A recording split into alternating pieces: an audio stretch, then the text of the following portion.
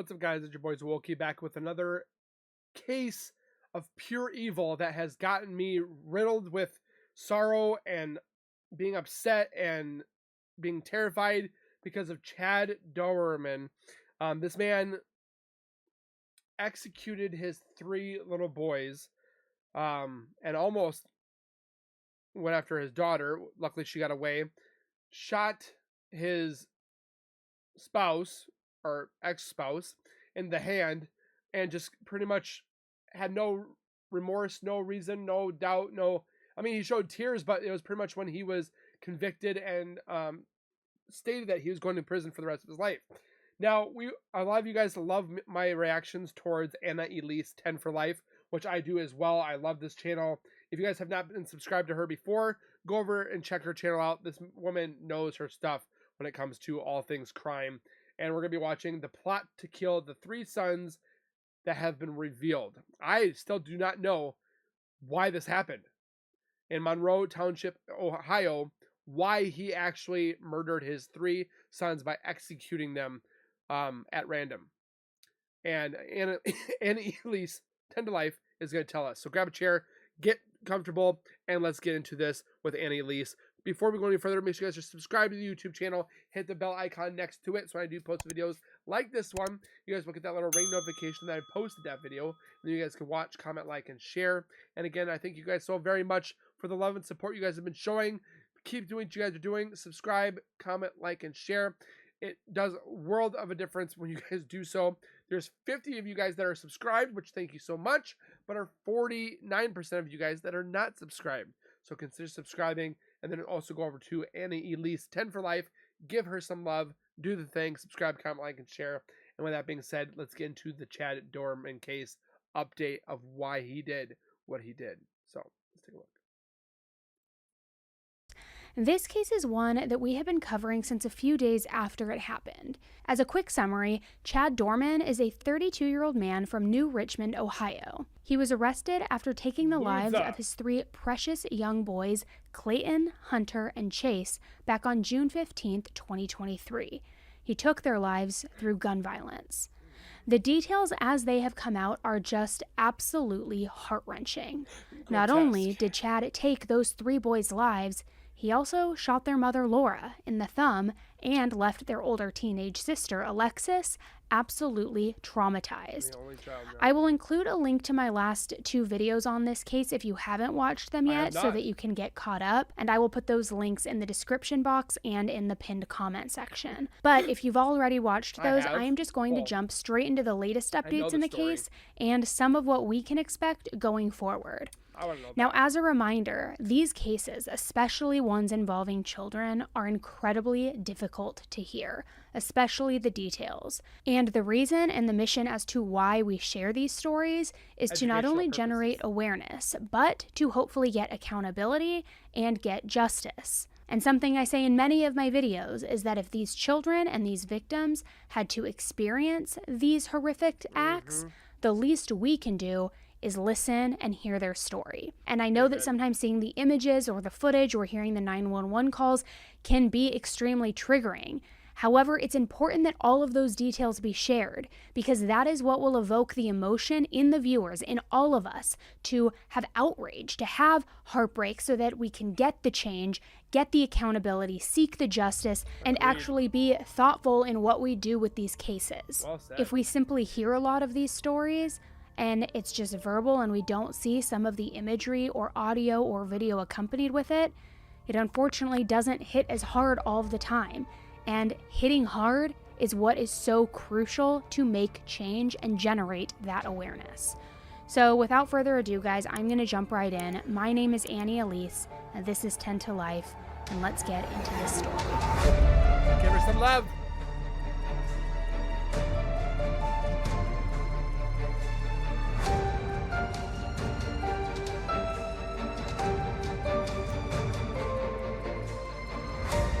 Why we do it, what we do for accountability, and hopefully it doesn't happen to anybody else. On July 5th, Chad appeared in court. Previously, news stations were allowed to record Chad's first 2 court proceedings. However, during the July 5th hearing, the camera crews were denied access. Chad's team was in court to request a couple of things. The first thing that they were requesting was a full gag order. This was an effort to prevent prosecutors from speaking with the media regarding the case. They wrote in the request that if a gag order was not granted, they would be seeking a change of venue due to the publicity that has surrounded the case. Really? They were also requesting funds so that they could hire a mental health team as well as other investigators for their case. The judge denied the full gag order, but did issue what is called a standard gag order. Essentially, the prosecution is not allowed to speak openly about the case to the media. However, there are exceptions, such as speaking about things that happen during open court. The gag order is only for the attorneys at this time, which means that the witnesses and the family are not bound by this order, and they can essentially talk to whomever they want, whenever they want. More recently, a Bill of Particulars was released to the public. The Bill of Particulars is basically a document that states what specifically the government is claiming that the defendant did that violates a statute. Also, in what I've seen, it's helped to build a bit of a timeline in this particular case. Now, this went through all 21 charges, although under each charge was mostly the same timeline and information. As a refresher, Chad has been charged with 9 counts of aggravated murder, 8 counts of kidnapping, and 4 counts of felonious assault. In the document, it states that Chad returned early home from work on June 15th. He then had his wife Laura and his sons Chase, Clayton, and Hunter join him in the primary bedroom for a nap. They all laid down together, and then Chad got up at some point. That is when he opened the gun safe that was positioned next to their bed. He grabbed the Marlin Model HC-22 rifle, which looks similar to this one in the photo, and then he inserted a loaded magazine into the gun. He then shot 4-year-old twice. Alexis, who was watching TV in the family room while they were all napping, had walked into the primary bedroom just before. She witnessed her brother be shot, and then she immediately started running. The Bill of Particulars states that Laura, the mother, immediately began to try and help her young son while yelling at her other kids to run. Alexis seemed to indicate that the oldest boy ran out of the wrong door in the house. He ran out the back door toward a field. Alexis was yelling at him to keep running. Chad then chased after and shot him while he was running. Once he fell to the ground, Chad went and stood right by him. This document states that Chad then looked over at a redacted name before turning around and shooting in the head. The way this seems to have happened is literally worse than any horror movie. And as a mother, my absolute worst nightmare as a parent, and just so incredibly haunting and heartbreaking. So in that moment, Alexis ran back to the house and grabbed the youngest little boy. She then tried running with him to get them both to safety. However, it seems like Chad had already made up his mind about his sick and twisted plan, and he wasn't going to let that happen. Why? He ran after Alexis and caught up to her. He raised his gun and demanded that she put little down. Alexis begged Chad not to shoot her and to put down. Chad tried to shoot in the head, but it seemed as if he was out of ammunition in that moment. By this point, Alexis was already running to the fire station and pleading to a passerby. That was the same woman who made that chilling 911 call after Alexis told her that Chad was killing her whole family. 911, where's your emergency? There's a girl running down the street saying that her stepfather is killing everyone in her family.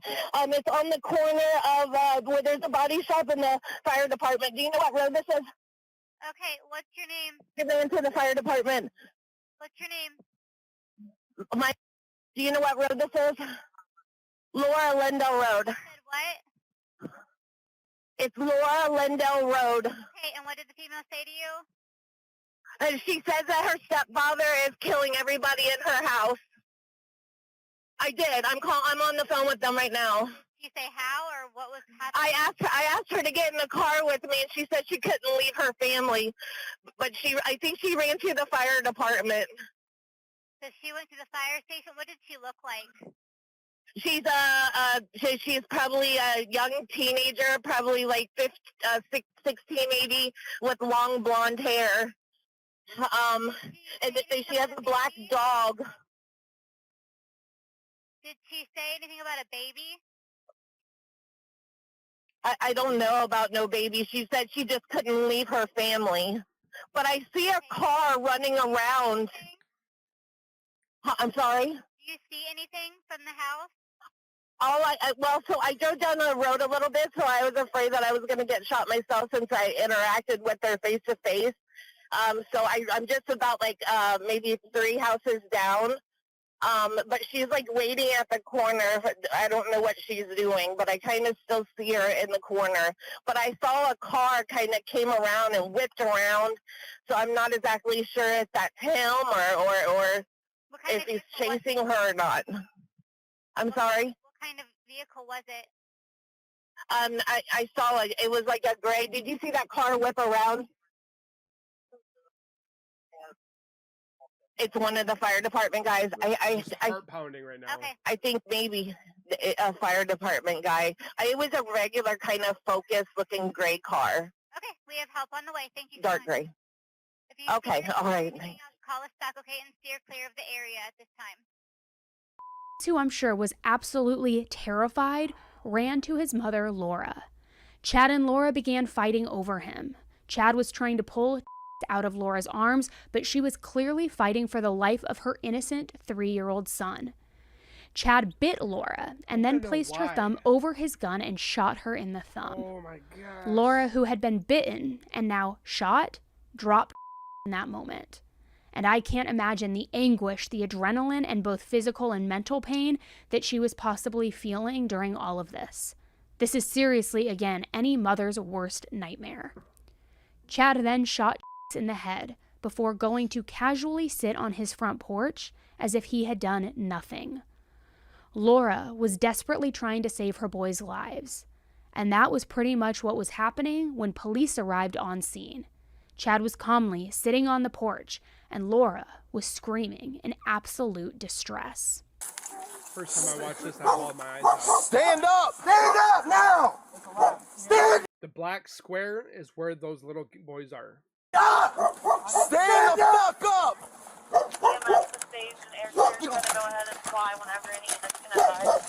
Get your hands out of here. Tell me 21. It's in there. You don't deserve to be treated with So you guys respect. can confirm that there's people in the first aid, and that's the shooter. He's not complying. They need to take care of the I got it. victims. They have to shoot him and shoot him. Man, I ain't trying to hurt nobody. I'm completely sober. Never did drugs a day 63, in my we're life. 21. Get the EMS over here. Well, I did drugs when I was little, but I don't do drugs now. I'm sober. I'm not trying to fight you. Gallon, 63. get your butt inside. Every time. Gallon, get your butt inside. We on primary? Now. 29, we got 3 kids down.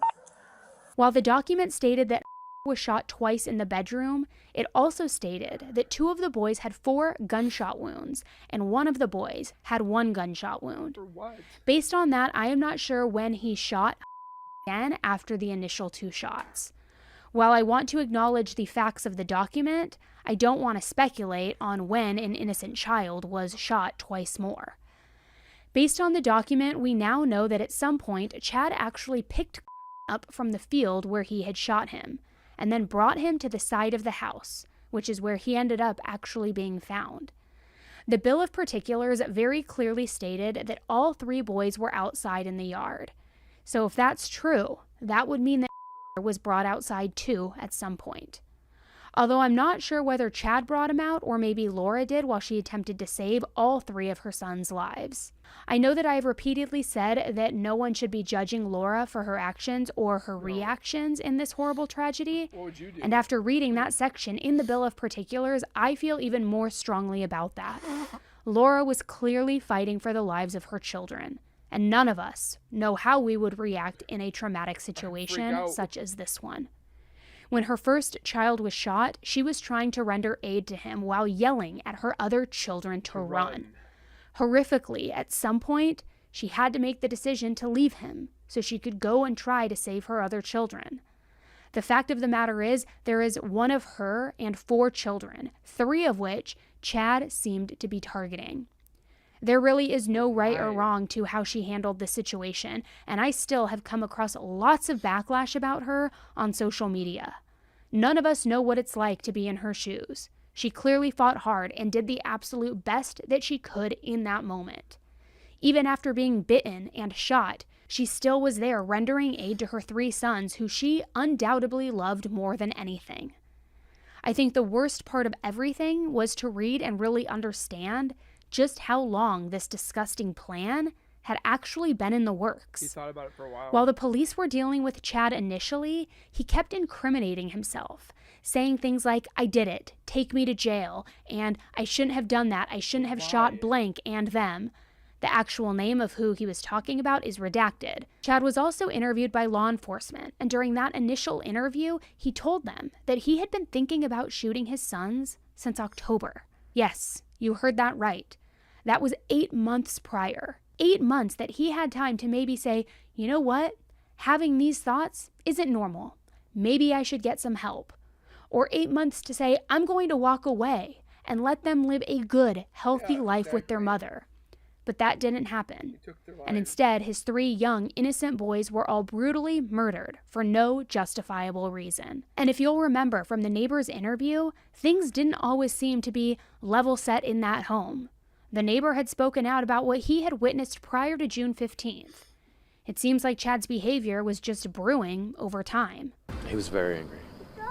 Every day yelling at his wife, dogging her, downgrading the kids. Just very angry.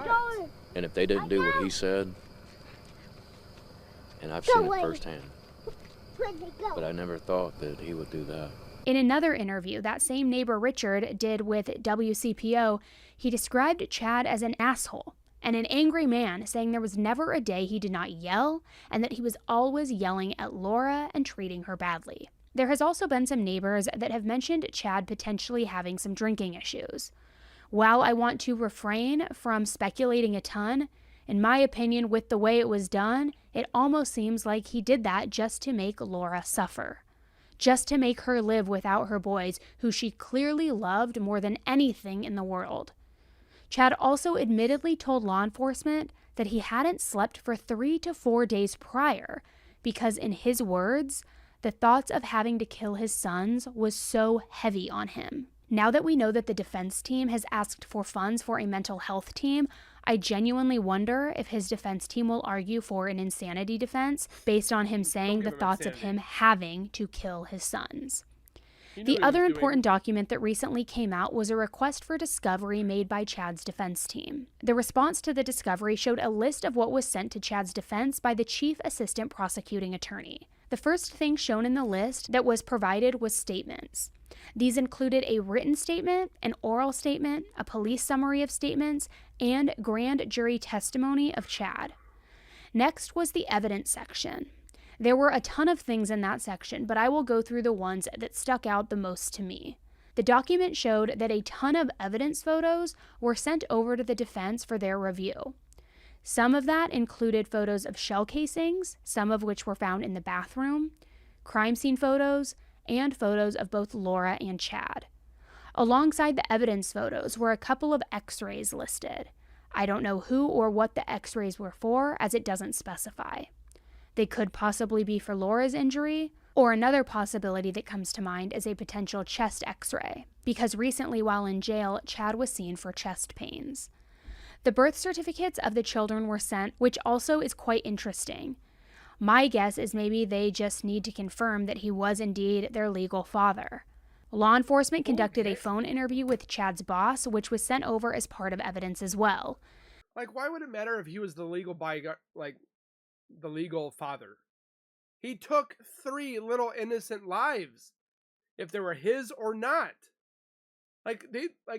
Some of these cases, they drag on about the weirdest, dumbest stuff that does not need to be in the case file. For no apparent reason. Like, who cares if the father, if he's not the father? That's not a reason to kill somebody. Jail phone calls, including calls with Chad's parents, Keith and Gloria, are on the evidence list too. It seems like his parents also did interviews with law enforcement, which was provided as well.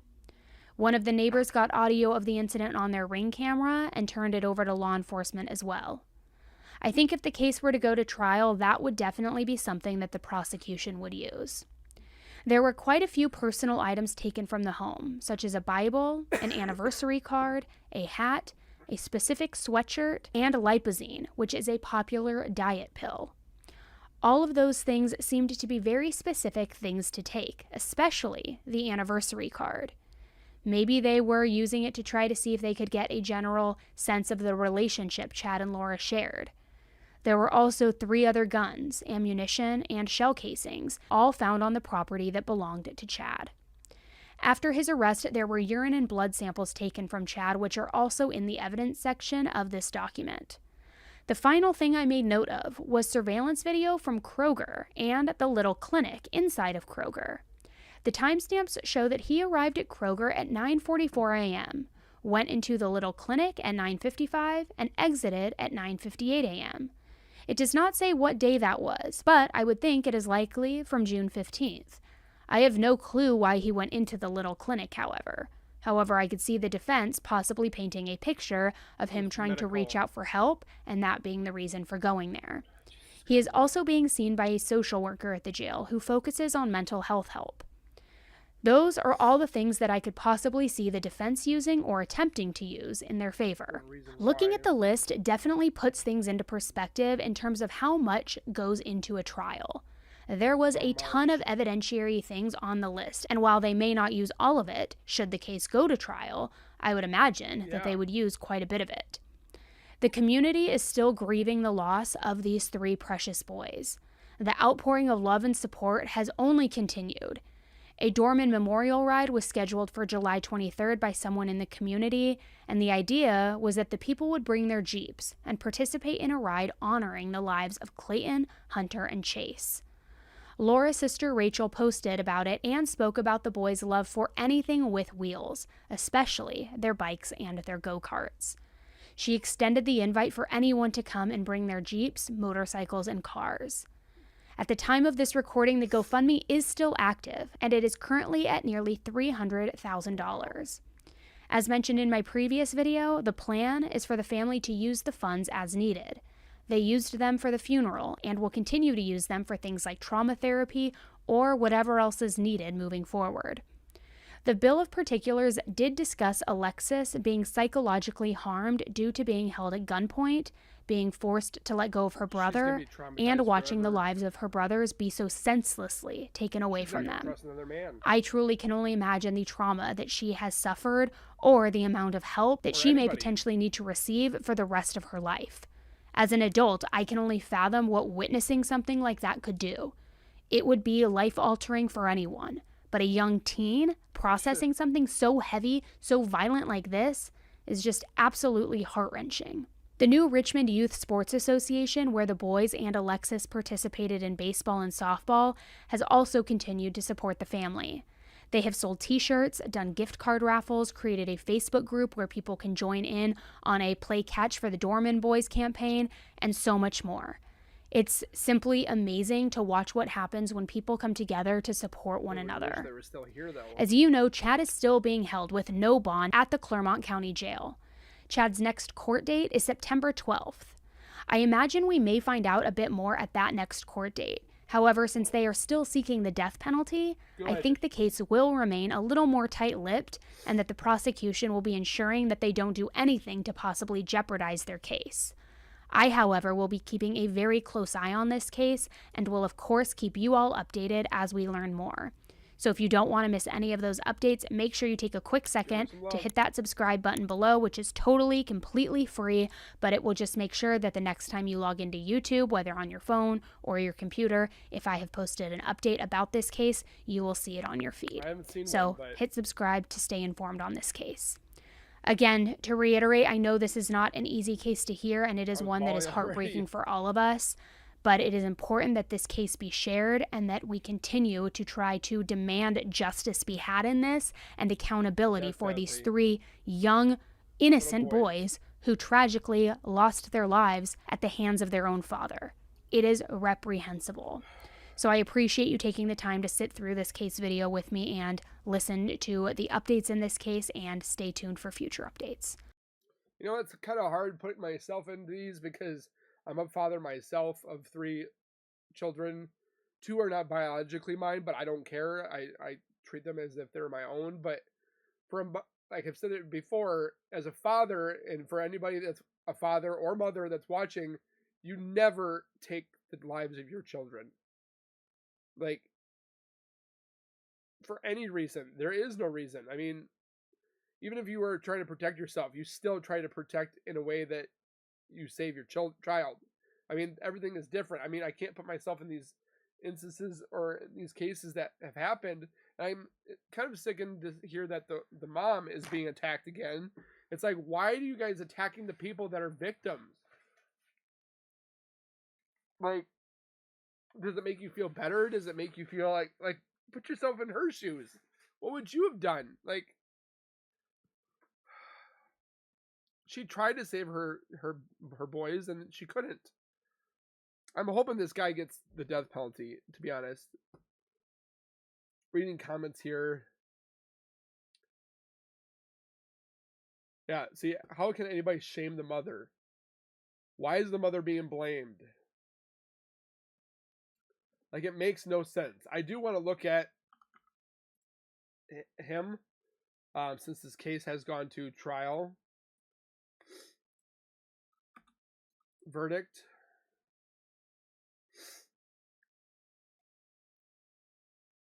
Just looking at it quickly here for you guys. So this is the bull crap that he's trying to pull right now. Doerman said that he was never presented with a written copy of his rights.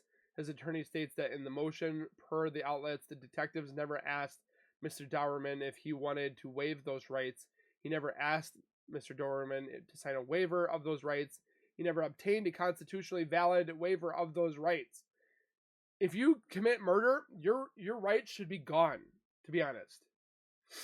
Defense attorney has also accused authorities of inserting themselves into what should have been private, confidential discussions between Mr. Doerman and his healthcare providers.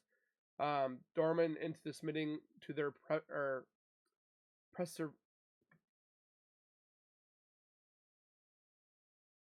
submitting to their presence. Doerman was indicated last summer on 9 counts of aggravated murder. He has pleaded not guilty and is expected to go to trial in July. And this is July of this year of 2024. See, why does it take forever for this one? This is almost a year later. It will be a year later once he goes to trial. But then the whole Chris Watts case took days. That makes no sense. So he killed them to pretty much punish his wife, but he had been planning it since October, and then he's blaming it on medications. He probably would have killed the whole family. And how much you want to bet later on he's going to sit there and say that something evil had taken over him? Wow. Just sickening. If you feel like you are in a spot where you are thinking about this, seek help. Do not commit any act to eradicate, annihilate, or get rid of family members or anybody for that matter. Seek help and figure out what's going on in your mind. Female, male, whatever have you. So we stop seeing cases like this where 3 little boys are gone because their dad just got no sleep and has been thinking about this for months. So I will definitely leave down in the description. Hopefully I can find the GoFundMe page for them, if it's still active. Please hit the like button for hopefully not to see this anymore. If you guys like me to still comment on these different cases that I've seen, subscribe for more content and more reactions and all things nerdy. And we'll see you guys in the next one. So please take care, be safe, and as always, keep nerding on, and we'll see you guys next time.